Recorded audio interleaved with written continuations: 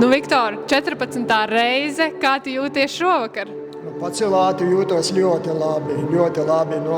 Es kā vienmēr atkārtoju, varētu būt dažreiz svētki priekš manis šīs pasākums. Valsts svētkos notiek šis skrējiens jau otro reizi, vai tev ir atmiņas par 90. gadiem, kad tu skrēji jaunībā šo skrējienu? Jā, šī atmiņa man ir un diez vai viņa izzūdīs jau. Atmiņa viskaistākie, tajā laikā cilvēki bija, man tāda sajūta, ka cilvēki bija, vairāk kā kopienas vairāk. Tagad tas tomēr ļoti, ļoti žēl, kad kas pa maziņam zūst. Un tas man nepatīk. Bet es domāju, ka viss būs labi. Pa maziņam iesim, atkal būsim tik stipri.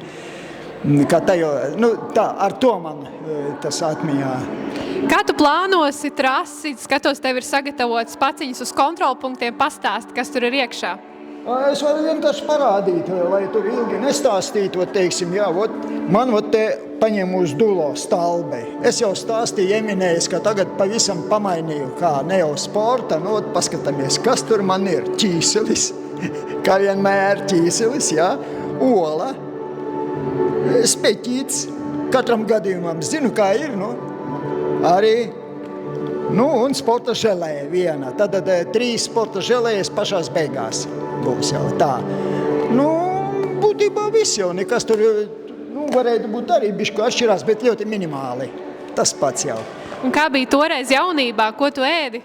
Jaunībā pamats ēdiens bija tēja, šķidrās putriņas, un būtībā rozīnes bijis, vinogas, īstās vinogas bija, būtībā viss končas. Končas man vienmēr ir, pat tagad.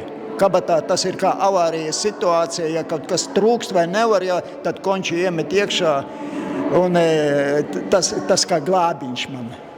Kāpēc tu gadu piedalies Rīga Valmiera, un vai tev ir kāds mērķis, cik reizes tu gribi savākt? Jā, gribu daudz skriet, bet tad, kā daba māte man atļaus to darīt vai neatļaus darīt, bet parādījies pēdējā laikā cipariņš 21, uz kuru es gribu tomēr apstāties. Ja? Bet es apzinos, ka man būs 81 gads, vai varēšu vai ne, bet gribas ticēt, ka varēšu tomēr. Es atceros, sieva man teica, ka vēl nebija, man liekas, ka 8. varētu būt Rīga Valmiera. Viņa saka, Viktor, labi, es tev piekāpos, noskries 10 un tad jāapstājās. Izdevās man pa maziņam viņu pierunāt, un tad viņa jau saprot, ka es tāds, kāds esmu, tāds es būšu vienmēr. Un tagad viņa nepretojās, ja nepretojās, tad man apetīti aug un gribās jau vairāk un vairāk. Šogad mums ir vairāk nekā 100 jaunu dalībnieku. Viņi visi tur tagad streso. Ko tu viņiem pateiktu, kā tik ļoti pieredzējis skrējējs? Vienkārši nomierināties un darīt savu darbiņu. Tad starts un aiziet un skriet, virzīt, pat ne jau skriet, kādi skries, kādi vienkārši virzīsies uz priekšu, bet ar saprātni. Tad jādraudzējies ar prātu.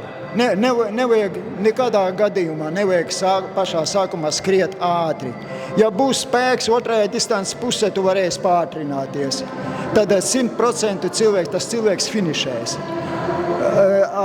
Bet ja otrādi, tur būs šaubas, vai finišēs vai ne.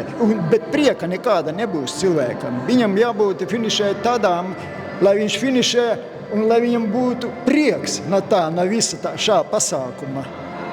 Viktor, paldies tev par to, ko tu dari. Paldies par iedvesmu, lai izdodas. Paldies jums!